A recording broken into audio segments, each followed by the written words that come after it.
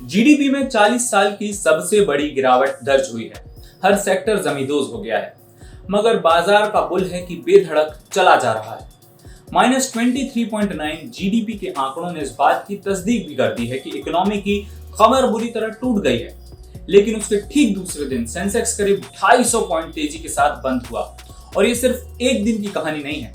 Lockdown हुआ, industry बंद हो गई, सेल्स ठप हो गई, कंपनियों के मुनाफे गिरे। लेकिन लॉकडाउन लगने के बाद से अब तक शेयर बाजार करीब 50% भागा है। सवाल उठता है कि वो कौन सी चीजें हैं जिसके बूते शेयर मार्केट लगातार भागे चला जा रहा है। चलिए आपको ये एक एक करके समझाते हैं। पहली वजह, पश्चिमी देशों में सेंट्रल बैंक, खासतौर पर फेडरल रिजर्व बैंक ने ब्याज दरें कम करने के लिए बड़ी तादाद में नई करेंसी छापी है और लोगों को कर्ज बांटा है।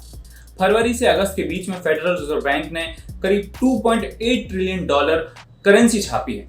इसका असर है कि विदेशी निवेशकों ने भारतीय शेयर बाजार में एंट्री ली है। फॉरेन इंस्टीट्यूशनल इन्वेस्टर्स ने सिर्फ इसी फाइनेंशियल ईयर में, मतलब पिछले 5 महीनों में, शेयर बाजार में करीब 80,000 करोड़ रुपए से ज्यादा का निवेश किया है। साफ तौर पर पश्चिमी देशों की सरकारें इकोनॉमी को रिकवर करने के लिए जो सस्ता कर्ज दे रही हैं, उसकी वजह से भारत के शेयर बाजार में निवेश बढ़ रहा है। दूसरी बड़ी वजह, बाजार में जो तेजी देखने को मिल रही है वो बड़ी चंद कंपनियों का योगदान है। जैसे रिलायंस के शेयर में बड़ी भारी तेजी देखने को मिली है, तो चंद कंपनियों के शेयरों में भारी उछाल का असर बाजार के ओवरऑल आंकड़ों पर देखने को मिल रहा है। लेकिन इसी में एक संदेश भी छिपा है कि बाजार जैसा दिख रहा है वैसा है नहीं। तीसरी बड़ी वजह, पिछले 1 साल में करीब 40 लाख नए निवेशक शेयर बाजार में आए हैं।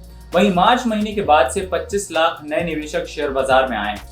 शेयर बाजार regulator security exchange board of India यानी सेबी ने भी कहा है कि पिछले महीनों में बहुत बड़ी तादाद में रिटेल निवेशक शेयर बाजार में आए हैं।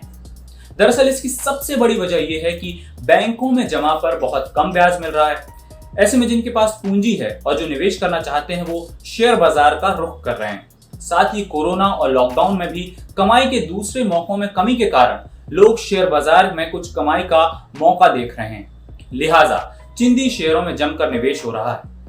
नतीजा यह है कि कई mid cap, small cap, micro cap के ऐसे शेयर खरीदे जा रहे हैं जिनमें कोई खास दम नहीं है और वो बढ़ते चले जा रहे हैं। कुछ एक्सपर्ट्स का यह भी मानना है कि शेयर बाजार करीब 30% ओवर वैल्यूड है, मतलब बाजार अपनी वास्तविक कीमत से 30% महंगा है।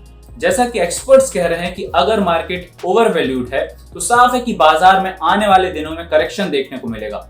और दूसरी बात, अब तक सारा खेल विदेशी निवेशक खेल रहे हैं।